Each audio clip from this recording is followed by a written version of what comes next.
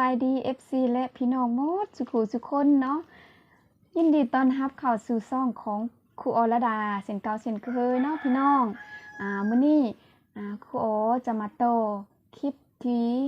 ครูโอได้ลงEP ที่แล้วเนาะแต่ว่ายังบ่หมดเทื่อพี่น้องคลิปนี้ครูโอจะพาทุกคนไปชมไปลิ้นทะเลเนาะไปเที่ยวทะเลไปเที่ยวพัทยาก่อนจะไปชมคลิปนั้นอย่าลืมกดติดตามกดไลค์กดแชร์คอมเมนต์ติชมครูโอเป็นกำลังใจให้ครูโอได้เนาะฮัลโหลปุ้งปุ้งคลิปเที่ยวทะเลในคลิปนี้จะเป็นอะไรนั่นถ้า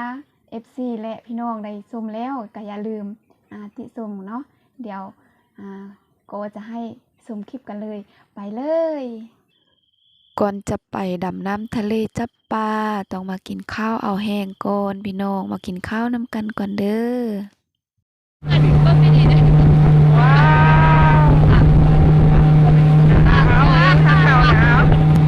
วถ่ายวิดีโอ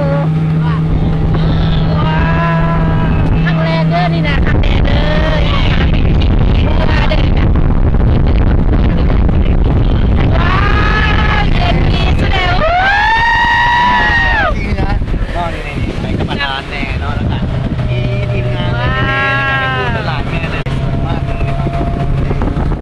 ฮัลโหลปุงปุงปุงปุงฮัลโหลฮัลโหลปุงปุงอยู่กันบ่เนาะมาฮอดทะเลแล้วพี่น้องที่ได้ดำน้ำจับปลาแล้ววันนี้ในที่สุดก็มาฮอดทะเลเนาะพี่น้องหลังจากเดินทางมาแต่โซปปลาวมาฮอดฝั่งไทยก็ได้อาบน้ำทะเลอย่างสมใจเนาะได้ลงจับปลาลิ้นน้ำปลางามงามพี่น้องมีลายซี่เนาะบ่เคยเห็นจักเทื่อเห็นปลาทะเลครั้งแรกในชีวิตเนาะได้ดำน้ำจับปลาผู้เบาหน่อยรักไทยหูบเนาะก่อนจะได้คลิปหนึ่งเนาะบ่แม่นง่ายพี่น้องสาวลาวสาวโคลูเพียวเนาะพี่น้อง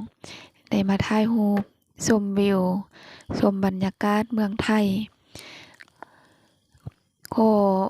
บ่ได้ถ่ายคลิปไล่เนาะพี่น้องได้ถ่ายรูปประมวลรูปไว้แล้วก็เดี๋ยวเอารูปเอาเป็นวิดีโอเนาะสลับซับ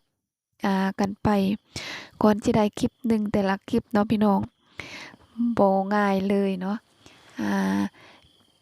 มันจะมีอุปสรรคแน่เนาะสำหรับครูโอเนาะถ้าได้เจออุปสรรคแล้วยิ่งท้าทายยิ่งอยากซ้ำใดยิ่งอยากอยากลองอยากพิสูจน์ตัวเองเนาะว่าตัวเองนั้นเฮ็ดได้ซ้ำใดจะเฮ็ดได้บ่เนาะยิ่งมีอุปสรรคหลายซ้ำใดครูโอยิ่งอยากสู้สนท้าทายเฮ็ดเบิ่งว่าตัวเองจะเฮ็ดได้ซ้ำใดเนาะพี่น้องฉะนั้นถึงว่าจะสำเร็จหรือว่าบ่สำเร็จครูโอก็จะบ่เสียใจเพราะว่าครูโอได้ลงมือเฮ็ดเนาะได้เฮ็ดตามที่ตั้งใจแล้วก็ได้พิสูจน์ตัวเองเนาะการลงมือเฮ็ดดีกว่าคำเว้าที่สวยงามนั่นเองเนาะพี่น้องคือดังคุณเบนแฟรงกินเนาะได้เว้าได้กล่าวไว้เช่นอุปสรรคก็เช่นกันเนาะคืออันเบิร์ตไอน์สไตน์ที่ได้กล่าวไว้ว่าใจกลางของอุปสรรคนั้นมีโอกาสเสื่องซ่อนอยู่โคก็คิดว่าแนวนั้นเนาะถึงว่าจะมีอุปสรรคเนาะโคจะเดินซ่าเนาะคือโคเฮ็ด YouTube นี่ก็หลายปีเนาะบ่ผ่านกฎก็มาผ่านกฎมีผู้ติดตามครบ 1,000 คนแล้วก็มียอดชม 4,000 ชั่วโมงเนาะส่วนหลายก็แม่น FC มาจากฝั่งไทยเนาะพี่น้องชาวไทยเนาะทั่วโลกที่ว่ากด Subscribe กดติดตามกดไลค์กดแชร์เป็นกำลังใจเนาะคอมเมนต์เป็นกำลังใจติชมโคโอเนาะให้กำลังใจโคโอในการเฮ็ดคลิปอันนี้โคก็ต้องกล่าวขอบใจเนาะจากใจที่ว่าพี่น้องทางฝั่งไทยเนาะ FC ทางฝั่งไทยที่ช่วยซัปพอร์ตชมคลิปตำหนิติชมครูโอในการเฮ็ดคลิปเนาะให้ครูโอปรับปรุงแก้ไขบ่อนใดที่ว่าผิดพลาดหรือคลิปที่ว่ายังบ่ได้ดีปานใดอะนะเนาะครูจะเอามาปรับปรุงแก้ไขตัวนี้แม่นครูได้ถ่ายก่อนนั่นเนาะครูเอามาลงมันอาจจะช้าแด่น้อยหนึ่งเพราะว่าตอนนี้ครูก็กลับมาอยู่ลาวแล้วเนาะเว้าตามความจริงเนาะพี่น้องมันก็อยากช้าแด่น้อยหนึ่งคือดังคำสุภาษิตที่อันเบิร์ตไอน์สไตน์ได้เว้านั่นแหละเนาะใจกลางของอุปสรรคนั้นมีโอกาสเสื่องอยู่ครูก็เลยคิดอยู่เสมอเนาะว่าสักวันต้องเป็นวันของเฮาหั้นนะถ้าเฮาเป็นถ้าเฮาเดินช้าแต่ว่าเฮาบ่หยุดเดินเนาะพี่น้องสักวันมันก็ต้องฮอดจุดหมายปลายทางเนาะทุกคนก็มีอุปสรรคแน่ในชีวิตแล้วก็อาจจะเดินช้าเนาะบ่ไวคือหมู่แต่ถ้าเฮาบ่หยุดเดินเชื่อเนาะว่าสักวันเฮาต้องฮอดจุดหมายปลายทางจะให้FC และพี่น้องได้ชมเนาะเป็นภาพแล้วก็อาจจะมีคลิปได้สลับซับซ้อนกันไปเนาะพี่น้องถ้าผิดพลาดประการใดก็ต้องขออภัยขอโทษขออภัยนำณที่นี้เนาะขอบใจขอบคุณจนบ่ฮู้จักสิเว้าแนวใดแล้วเนาะซาบซึ้งน้ำใจของพี่น้องชาวไทยเนาะ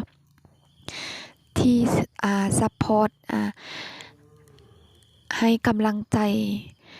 ช่องของครูโอระดามาตลอดเนาะขอขอบใจขอขอบคุณจากใจเนาะโอเคเอาไปชมภาพแล้วก็คลิปกันต่อเลยเนาะพี่น้องโคจะบ่พากเนาะเป็นแนวใดอย่าลืมตำหนิติชมโคเลยเนาะ